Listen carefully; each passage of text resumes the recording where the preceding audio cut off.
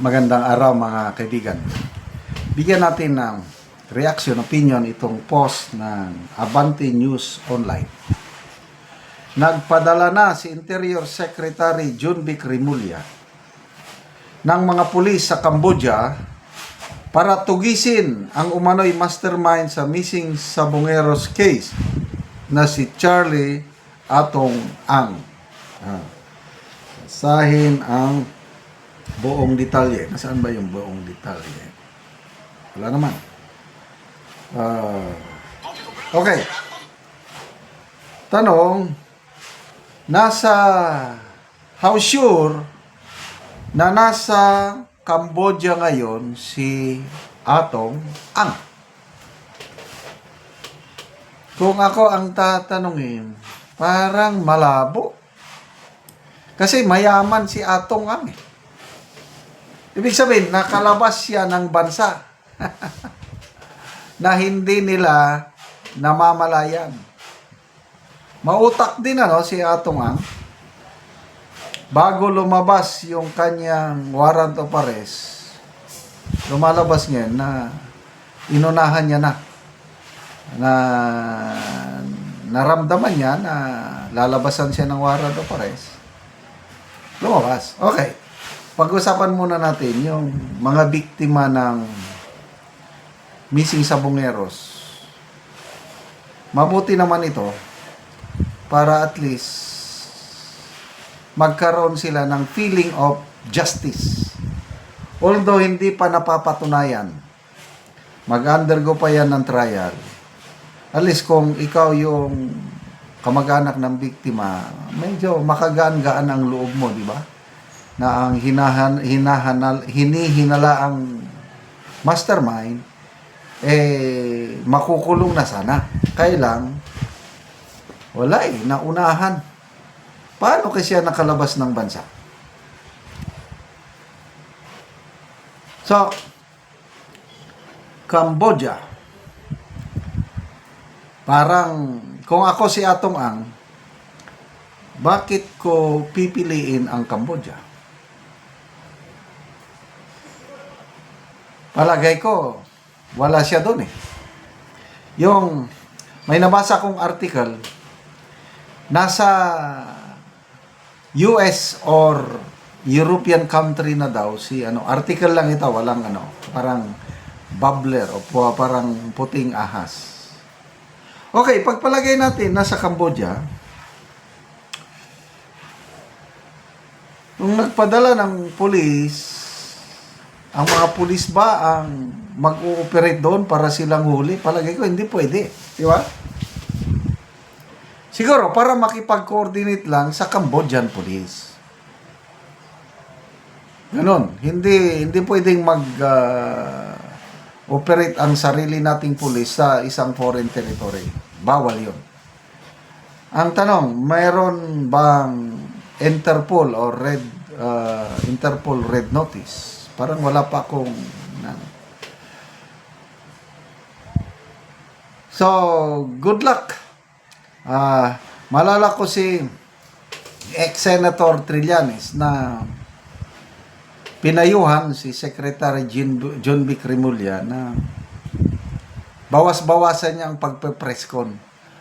Mahilig silang magkapatid ni Ombudsman Boying Rimulya na ang hilig mag-presscon. In fairness, kay Ombudsman Rimulya, medyo nabawas-bawasan ngayon. Bibihira na lang siyang pa-interview, mag-presscon si Ombudsman Boying. Bakit kaya? Minsan-minsan na lang. Noon, bagong upo siya as Ombudsman, o kahit nung DOJ Secretary pa siya, palagi. Ito, ang pumalit sa kanya na presscon king. Junvic Rimulya. Kaya, tama naman si ex-Senator Trillanes na ang daming nawawala. Bawasan mo ang preskon mo. Doon ka sa maghabol sa mga At least ngayon, ito na, gumagawa ng aksyon para huliin itong pinaghinalang mastermind ng missing Sabongeros. So, good luck po sa inyo. Okay, punta tayo kay Saldico. Kumusta ng update? Nung una, ano daw, may feeler daw na gustong makipag-usap si Saldico through mijari, mga pari daw. So through sa mga pari, pinabot sa gobyerno na gustong makipag-usap. Nung una, sabi ni John Vic na gusto niyang makipag-usap. I don't know kung ano nang pangyayari, kung natuloy ba ang kanilang pag-uusap. Kung matuloy, anong pag-uusapan? Para umuwi dito si Saldico at hindi huhulin, hindi ikukulong? No way. Taong bayan, ako, dapat walang patawad si Saldico. May warrant of arrest. I-enforce ang warrant of arrest. Pag bumalik dito, dakip, diretso kulong. Nandun na nga si ex-senator Revilla, nakakulong na Saldico pa. Ito, bilib ako dito kay Axe. Yung Makabayan Black Axe sa party list representative Antonio Tinio. Matapang na nagpahayag. Para sa akin, ang big fish hindi si Bong Revilla. Scapegoat lang yan, panakip botas para may maipakita silang napakulong. Ang tunay na big fish, sino? Pangulong Marcos Jr. dahil pinirmahan niya ang worst budget in our nation's history. Wow! Palagi natin kinukontra itong Makabayan Black, but this time, tama, agree ako sa sinasabi niya na ang Pangulo, siya ang liable, siya ang command responsibility. Bakit niya pinirmahan? Alam niya na may ginawang kalokohan si Romualdez doon sa 2025 budget lang ito Hindi pa kasama ang 2023 at 2024. Alam niya nang ginalaw ni na Romualdez at Saldico yung budget. Wala siyang action. Review pa sa GAB. Pinirmahan niya, yung pala, worst budget in our nation's history. Salamat mga kaibigan sa inyong pagsubaybay sa ating channel. Nakakatulong kayo ng malaki sa tribong Talandig ng Bukidnon dahil ang income natin sa channel na ito is pantulong po sa tribo. Namimigay tayo ng yero, libreng yero at pakos para makapagpatay itong tribo ng mas maayos na tirahan. Panoorin nyo ang video na ito. Una si Angkol ang natagaan og gero. Salamat daw nga tabangan siya og sin. Sandig. So bisandig lang ni Angkol ang gero.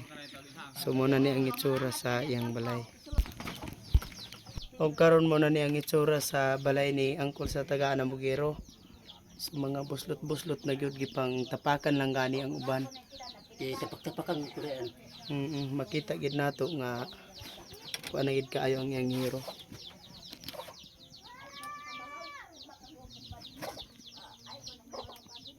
So mauna ni ang ilang kahimtang sa ilang panimalay.